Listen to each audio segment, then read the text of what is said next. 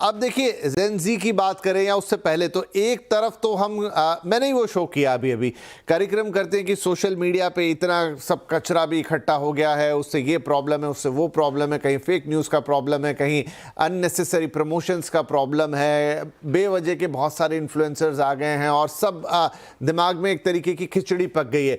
लेकिन जेन अल्फा के जो ट्रेड्स हैं जो इस रिपोर्ट में दिखते हैं कि वो क्योंकि पैदा ही इस सिस्टम के अंदर हुई है, तो उसके लिए तो सिस्टम ही यही है और वो उसके बीच में नेविगेट करना बहुत अच्छी तरीके से जानती है। क्या ये बड़ा इंपॉर्टेंट होगा जब हम इस जनरेशन को रेस्ट ऑफ द जनरेशन से सेपरेट कर रहे हैं? हाँ, इस जनरेशन को हम देखेंगे तो ये एक क्वाइट इररेस्पॉन्सिबल रेस्पॉन्सिबल जनरेशन है।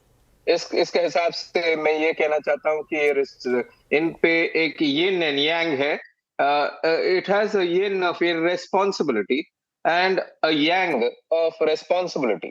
इस हिसाब से हम ये कह सकते हैं कि they are 52 responsible and 48 irresponsible from a recent research जो मैंने अभी अभी खत्म किया है। तो इसमें आप देखेंगे कि यंगस्टर्स जो हैं they are responsible on many counts.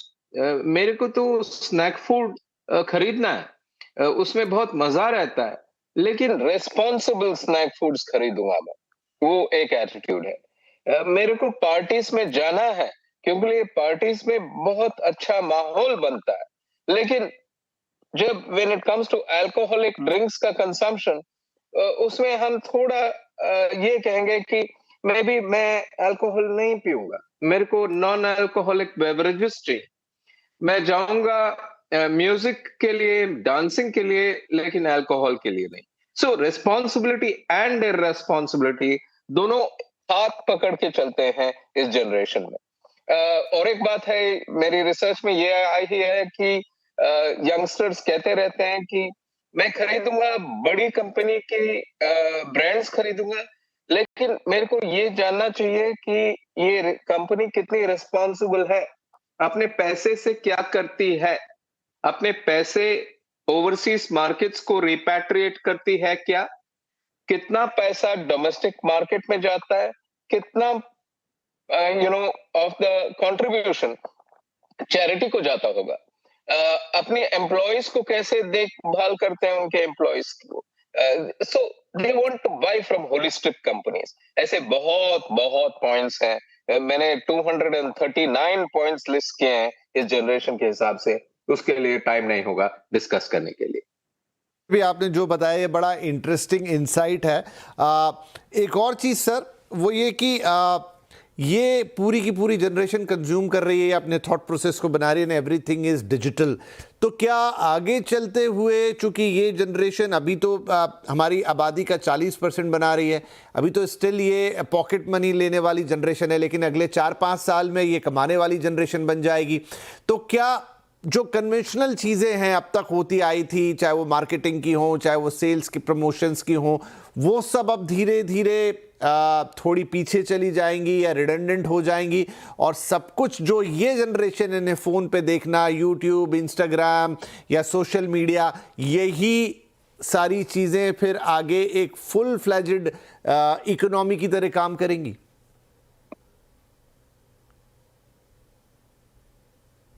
हाँ, अब हाँ और ना। मैं ये क्यों कह रहा हूँ, इसलिए कि इस जनरेशन जो है वो रिएक्शनरी जनरेशन है। जब कभी वो डिजिटल की बात करती है, वो ऐसी कहती है कि मेरा जनरेशन जो गया है, बीता हुआ जनरेशन है, जो मेरा मिलेनियल्स थे और जेनजी थे, the most celebrated generation in India, Gen Z. ये इन्होंने ऐसा काम किया है कि इन्होंने बहुत कुछ किया, लेकिन बहुत डिजिटल नेटिव्स बन गए वो। आई मीन उनका उनका पूरा लाइफ डिजिटल पे चलता है। तो मैं जेन अल्फा के इंडिविजुअल थोड़ा रिएक्शन करूंगा इसके हिसाब से। मेरे को स्क्रीन टाइम कम करना है। मेरे को जितना स्क्रीन टाइम मेरे जेन जी ने स्पेंड किया था उससे कम करना है। तो ये सब रिएक्शनरी है। मैंने अल्कोहल के बारे में बात किया था, ड्रेसिंग स्टाइल्स के बारे में। सडनली एक एक एटीट्यूड आ रहा है यंगस्टर्स में जो कह रहे हैं कि आपके पास कितने कुर्ती होने चाहिए, this is a women's garment, and कितने कुर्ती होनी चाहिए। तो हमने एक कुर्ती के बारे में एक बहुत बड़ा मार्केट रिसर्च किया, भारत में कितने कुर्तीज होते हैं एक यंगस्टर के पास, उसके साथ बोलते हैं कि 11-12 कुर्तीज होते हैं। तो यंगस्टर्स अल्फा जनरेशन के बोल रहे हैं कि अरे 3 कुर्ती बस, हमारे क्लोथ्स की फैमिली प्लानिंग भी होनी चाहिए, क्योंकि ये ज्यादा क्लोथ्स, ज्यादा रैग्स एंड ज्यादा डंपिंग। तो ऐसा attitudinally the change is about consumption and non consumption. So marketers ने ये देखना है कि अच्छी तरह स्टडी करें ये नई जनरेशन की एटीट्यूड्स को, और उनके एटीट्यूड्स के स्वभाव से उनको ब्रांड्स दें। एंड डिजिटल में भी ऐसा हो रहा है, फिजिकल में भी ऐसा हो रहा है। तो हरीश सर, अब जो रिपोर्ट भी कह रही हो, जो आप भी मुझे बता रहे हैं, उस हिसाब से तो ये जनरेशन मतलब बैलेंस्ड अप्रोच दिखा रही है, ऐसा नहीं कर रही है कि करेक्ट हे वायर जा रही है।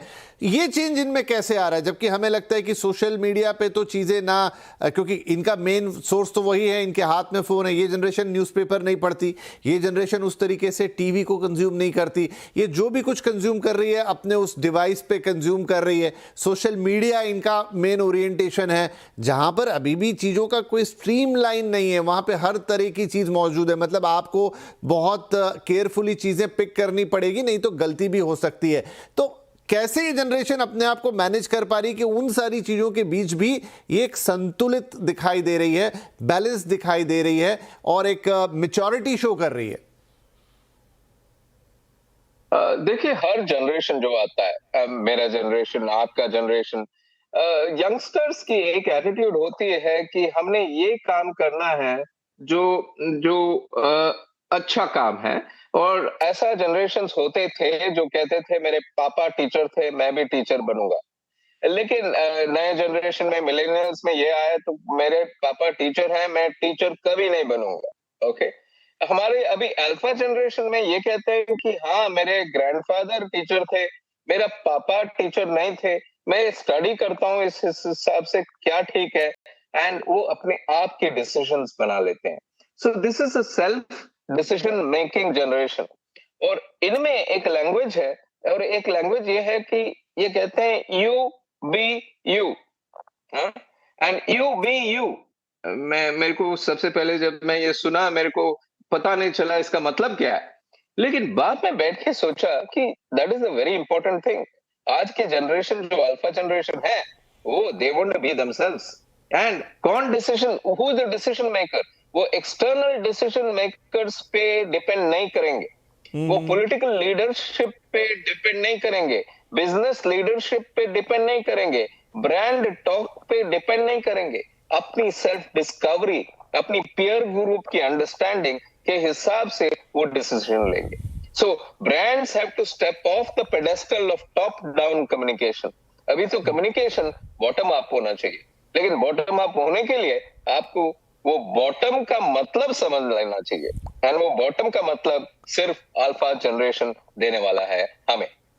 क्या बात है। तो उस बॉटम को समझने की कोशिश करेंगे। एक छोटा ब्रेक लेते हैं यहाँ पर, लेकिन कैसे ये जनरेशन अब डायरेक्टली कमाई न करने के बावजूद, डायरेक्टली खर्चे न करने के बावजूद भी मार्केट को इम्पैक्ट कर रही है, इन्फ्लुएंस कर रही है, वो डिसीजन मेकिंग में बड़ा रोल प्ले कर रही है, कैसे हो पा रहा है और क्या आने वाले वक्त में फिर हर चीज़, हर स्ट्रेटेजी, हर सेल्स स्ट्रेटेजी, हर एडवर्टाइजमेंट उसी तरीके से बनेगा, क्योंकि इन बच्चों की अहमियत बहुत बढ़ गई है। तो बच्चे जो सुन रहे हैं वो भी, और पेरेंट्स जो सुन रहे हैं वो भी थोड़ा सा इंतजार करेंगे। छोटा सा ब्रेक ले रहे हैं, ब्रेक के बाद आएंगे और हरीश जी से इसे और डिटेल में समझेंगे। एक छोटा सा ब्रेक।